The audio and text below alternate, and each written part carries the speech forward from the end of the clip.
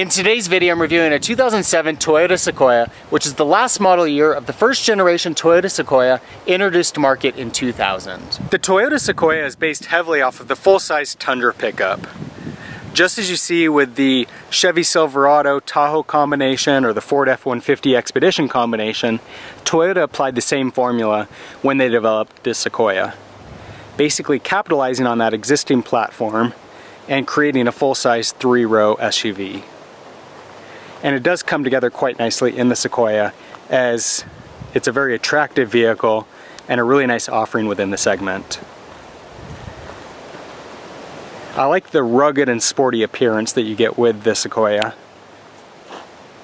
Got a really great look to it. This is the SR5 model, which is their base offering. They've also got a limited model within the first generation. And then with the second generation model, they added a more upscale Platinum model.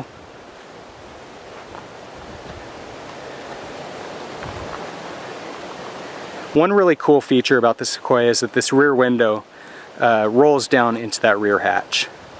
Gives you the ability to open that up and get some more circulation in the vehicle. Really great for dog owners too. Dogs love it.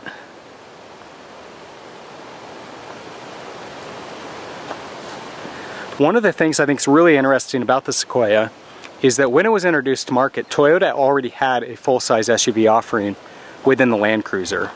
And it was sold as a upscale premium SUV, and in some ways they kind of eliminated the need for the Land Cruiser when the Sequoia was introduced. You didn't get quite the same level of luxury refinement and off-road capability in this first generation, but with the introduction of the Platinum model for the second generation, you get every bit of luxury that you get in that Land Cruiser model, even on par with the Lexus brand. And in terms of off-road capability, this first generation model with the SR5 package still has a locking differential, and so it's plenty capable in most off-road situations. I think Toyota shot themselves in the foot a little bit with the Land Cruiser sales, because the Sequoia offers a really nice package that's competitive with that Land Cruiser at a much lower price point. And to be completely honest, on the current generation of the Land Cruiser Sequoia, I'd rather have the Sequoia. I think it looks better, and with that lower price tag, I wouldn't see any reason to get a Land Cruiser.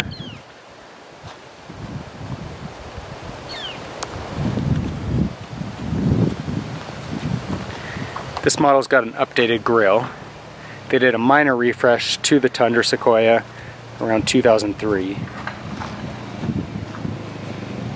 Looking into the interior of the Sequoia, this is the one area that I'm not crazy about on this first generation model. I don't think that it's really got a great level of overall refinement.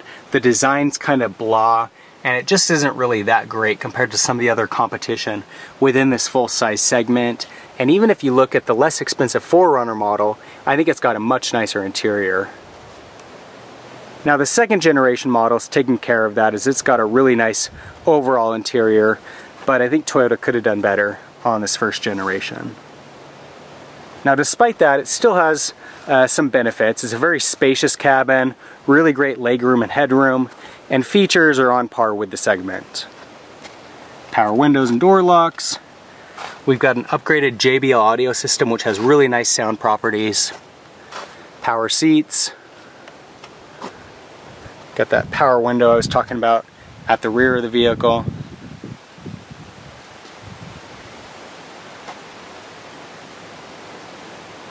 Shocking that the steering wheel doesn't have any electronic controls on it, despite the fact that this is an SR5 model. AM/FM radio with CD and a cassette player. Also surprising for 2007. Got heat and air conditioning. Locking differential is kind of a cool feature. See that guy right there, bottom left. Gives you a little bit more capability in traction situations off-road or snow and ice if you're stuck. Got power mirrors, some cup holders. Got a little built-in writing pad, cubby hole there. Pretty spacious center console. These armrests are one nice feature on the Sequoia. The sunroof up above. Looks like some memory settings for garage door. And of course controls for opening that sunroof. Seats are not especially comfortable in the Sequoia either. Definitely disappointed with that a little bit.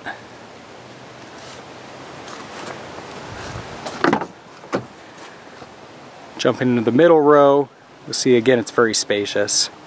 And that's a trend throughout the Sequoia. It's a very spacious cabin, very airy, lots of headroom, lots of cargo space. Got climate control settings for the rear of the vehicle. Got cup holders. You'll see those vents for climate control up on the ceiling there for the middle and third row. Center armrest built in here.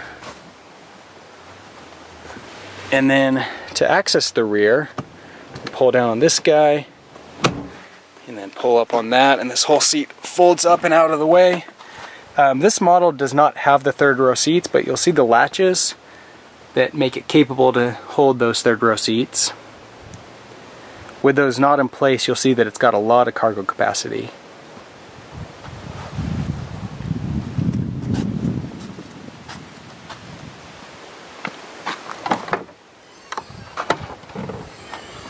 And then looking at it from the back again, you can see a lot of cargo capacity without that third row seat.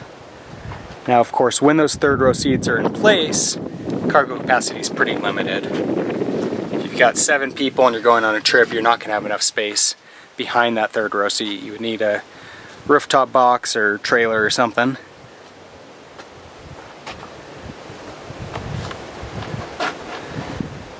Got a cubby here, cup holders, another cubby, more cup holders, cubby, cubby. One thing kind of unfortunate about the Sequoia is that it's only offered in one length. So with the Chevy Tahoe, it's about the same length as the Sequoia, but if you need more cargo capacity behind that third row seat, they have the extended Suburban model.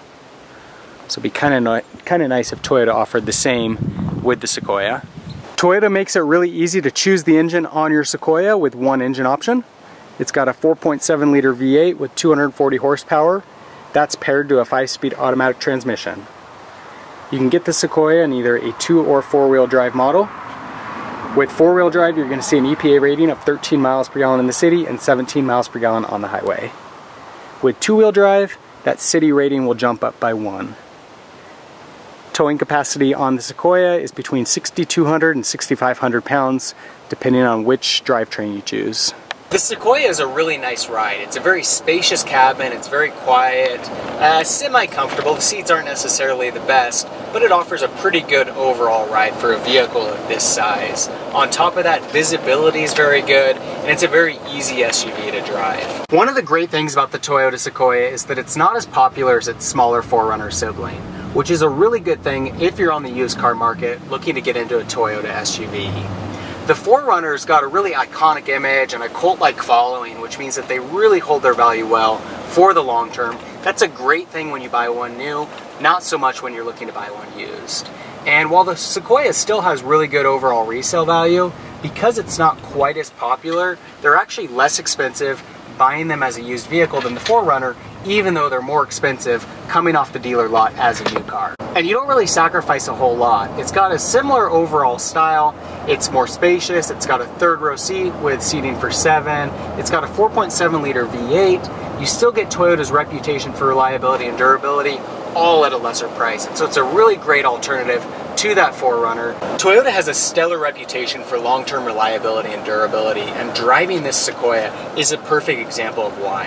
It's got almost 200,000 miles on it, and with the exception of the odometer, there is no indication to suggest that it has such high mileage. It's still very quiet, it's very smooth, it's very powerful.